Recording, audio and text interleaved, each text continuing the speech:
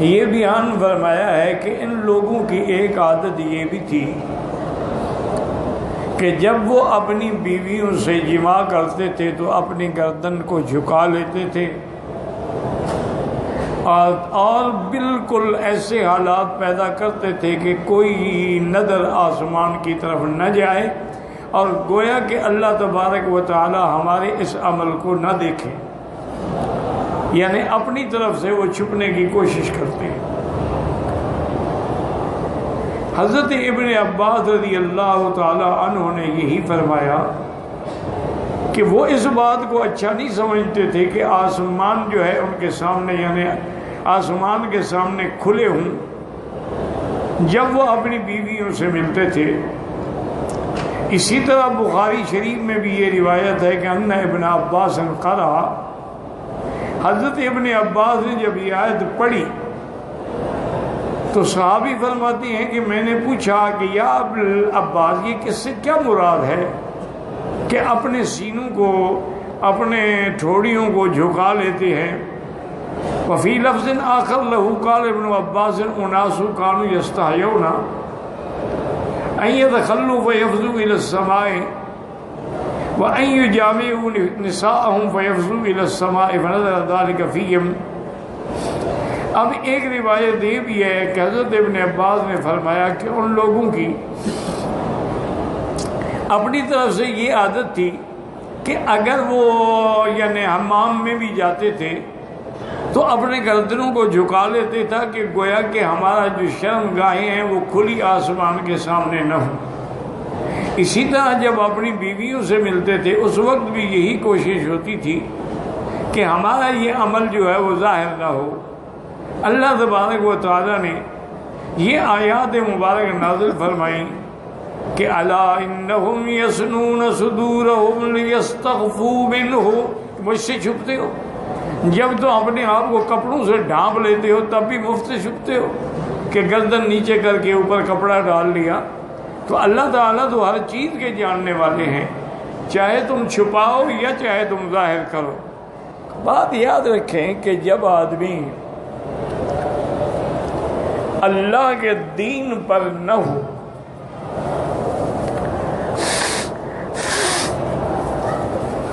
اور اپنے عقل سے فیصلے کرتا ہو تو لازمی بات یہ ہے کہ وہ ہمیشہ گمراہ ہوتا ہے۔ مشرکین مکہ میں یہ عادت تھی کہ وہ کعبۃ اللہ کا طواف کرتے تھے تو کپڑے اتار دیتے تھے۔ صرف ان میں جو لوگ حمص تھے، یعنی کیا معنی قریش تھے اور مجاورین مکہ تھے جن کے پاس کعبۃ اللہ کی خدمت تھی، ان کو تو یہ تھا کہ وہ لباس پہن کے طواف کرتے تھے۔ اس کے علاوہ جو لوگ آتے تھے وہ بغیر طواف، بغیر لباس کے، حتیٰ کہ ان کی عورتیں جو ہیں وہ بھی بغیر لباس کے عریاں ہو کے، ننگے ہو کے طواف کرتی تھی۔ اور ان کا عقل کیا تھا کہ بھئی اس لیے ہم یہ کپڑے اتار دیتے ہیں کہ اللہ کا گھر پاک ہے، ان کپڑوں میں ہم نے گناہ کیا ہے تو وہ کپڑے لے کے خدا کے گھر میں کیسے آئے، اس لیے ہم نے کپڑے اتار دیے ہیں اور اپنے آپ کو اسی حالت میں لے آئے ہیں جیسے ہم پیدا ہوئے تھے۔ تو یہ ان کے عقل کی یعنی انتہائی ناقص رائے تھی کہ اگر گناہ والے کپڑے ہٹا رہے ہو تو جس اعضاء بدن نے گناہ کیا ان کو بھی کاٹ کے پھینک دو، صرف کپڑے ہٹانے کا کیا فائدہ ہوگا؟ ایک تو مشرکین کا یہ عالم ہے، اور دوسرے ان کافروں کا یہ عالم تھا کہ بیوی سے مل رہے ہیں یا حمام میں جا رہے ہیں، اوپر سے کپڑا ڈالا ہوا ہے، گردن کو جھکایا ہوا ہے کہ ہمارا بدن جو ہے وہ آسمان کے سامنے نہ ہو۔ یہ اتنا چھپ رہے ہیں، وہ اتنا کھل رہے ہیں، اور دونوں غلط ہیں، کیونکہ اللہ تبارک و تعالیٰ کا علم جو ہے وہ محیط ہے، ذرے ذرے کو اللہ جانتے ہیں۔ تم ظاہر ہو، تم باطن ہو، تم لاکھ پردوں میں چھپ کر بھی گناہ کرو، اللہ دیکھتے ہیں۔ تو اللہ تبارک و تعالیٰ کے بارے میں اگر یہ یقین ہو کہ جانتے ہیں، دیکھتے ہیں، تو آدمی گناہوں سے بچ جاتا ہے۔ جیسے کہ امرأۃ العزیز نے سارے محل کے دروازے بند کرا دیے سازش سے، اور آخری اپنے کمرے میں جب حضرت یوسف علیہ السلام کو لے گئی تو کہنے لگی کہ دیکھو یہ سارا میں نے کھٹراگ جو پھیلایا ہے، سارے دروازے بند کیے صرف تمہارے لیے، میں تمہارے جمال سے بےتاب ہو گئی ہوں، آپ مہربانی کریں آج میرے لیے ملیں اور مجھے خوش کر دیں۔ اور آگے بڑھ کے حضرت کو پکڑنے لگی تو حضرت نے فرمایا معاذ اللہ، اللہ کی پناہ، کیا کہہ رہی ہے؟ میں اللہ کی نافرمانی کروں؟ جو میرا رب ہے، جس نے میری تربیت کی، جس نے مجھے پیدا کیا، جس نے مجھے جمال دیا، میں اس کی نافرمانی کیسے کر سکتا ہوں؟ مجھ سے کبھی یہ امید نہ رکھو۔ اب اسباب کی حد تک حضرت یوسف علیہ السلام دوڑے، اللہ نے ان کے معجزے کے طور پہ جس دروازے پر بھی ہاتھ رکھتے وہ بند تھا وہ کھلتا جاتا، واستبق الباب، دروازے گزرتے گئے کھلتے گئے،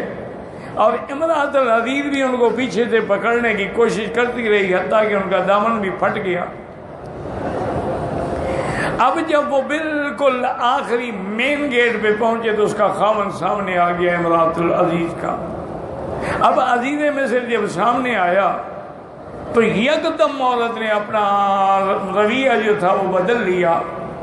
اور فوراً کہا کہ دیکھو ما جزاء من اراد باہلک سوءا، اس بندے کے لیے کیا سزا ہونی چاہیے جو تمہارے خاندان، تمہاری بیوی سے برائی کا نیت رکھتا ہے۔ اسی لیے علماء نے فرمایا کہ شیطان کا مکر جو ہے وہ کمزور ہے، ان کید الشیطان کان ضعیفا۔ آپ نے لاحول پڑھا شیطان بھاگ گیا، آپ نے اعوذ باللہ پڑھا شیطان بھاگ گیا، آپ نے اللہ اکبر کہا شیطان بھاگ گیا، لیکن عورتوں کا مکر جو ہے وہ بہت بڑا ہے، ان کیدکن عظیم۔ اللہ نے فرمایا کہ ان کا مکر جو ہے وہ اتنا بڑا ہے کہ وہ بڑے سے بڑے عالم، بڑے سے بڑے اولیاء اللہ، بڑے سے بڑے بزرگوں کو بھی چکر میں ڈال دیتی ہے، اور اس کی کسی قول و فعل کا اعتبار بھی نہیں ہوتا کہ پہلے وہ جان توڑ رہی ہے، جب راز کھل گیا اب جناب مدعی بن گئی ہے۔ یہی آج کل آپ دیکھ رہے ہیں کہ پہلے عشق فرما کے جناب اپنے گھر کو، بار کو، ماں باپ کو چھوڑ دیتی ہیں، اور جب پکڑی گئی اور 2-3 تپانچے لگے تو نے کہا نہیں مجھے تو زبردستی لے گیا تھا، میں تو نہیں جانا چاہتی تھی، پھر اس کے خلاف ہو جاتی ہے۔ تو اس لیے اب جناب حضرت یوسف علیہ السلام ہکا بکا کھڑے ہیں کہ میں تو بے گناہ ہوں، اور یہ ظالم عورت الٹا مجھ پہ گناہ کا الزام لگا رہی ہے۔ اور عزیز بھی کھڑا ہو گیا کہ اب بیوی میری کیسے جھوٹ بول سکتی ہے۔ اسی اثنا میں شاہد من اہلہا، بعض مفسرین لکھتے ہیں کہ ایک چھوٹا بچہ کسی نے اٹھایا ہوا تھا وہ بول پڑا، اور بعض کہتے ہیں کہ نہیں ان کے گھر کا خاندان کا کوئی بڑا آدمی تھا، سمجھدار تھا، وہ بول پڑا، اس نے کہا عزیز کیا کیوں پریشان؟ ان کان قمیصہ قد من دبر، اگر اس کا قمیض جو ہے پیچھے سے پھٹا ہے تو یہ جھوٹ بول رہی ہے، چونکہ یوسف بھاگتا رہا یہ پکڑتی رہی، اور اگر اس کا قمیض آگے سے پھٹا ہے تو پھر یہ سچ کہہ رہی ہے، اور یوسف علیہ السلام غلط ہیں کہ یوسف علیہ السلام بڑھتے رہے اور وہ اس کو پکڑ کے روکتی رہی۔ فلما رأى قمیصہ قد من دبر، اب جب قمیض دیکھا تو قمیض تو پیچھے سے پھٹا ہوا تھا، اس لیے پھر عزیز نے کہا انہ من کیدکن، کہ یہ تمہارا مکر ہے، اور حضرت یوسف سے فرمایا کہ آپ ان سے اعراض کریں، اور بیوی سے کہا واستغفری لذنبک انک کنت من الخاطئین، تم اپنے گناہوں کی معافی مانگو، تم نے جرم کیا ہے، یوسف تو پاک ہے۔ تو یہ ایسے ویسے مکر ہوتے ہیں کہ کبھی کپڑے اتار رہے ہیں، کبھی اپنی بیوی کو جو ملنا حلال ہے اس میں بھی پردہ ڈال رہے ہیں کہ کوئی آسمان سامنے نہ ہو۔ تو یہ ساری باتوں کے بعد اللہ نے فرمایا ظالمو، تم چاہے چھپاؤ، تم چاہے ظاہر کرو، اللہ تعالیٰ کے آگے کوئی چیز چھپی ہوئی نہیں ہے، حتیٰ کہ تمہارے ضمیر کے اندر جو نیت ہے، جو ارادہ ہے، اللہ وہ بھی جانتے ہیں۔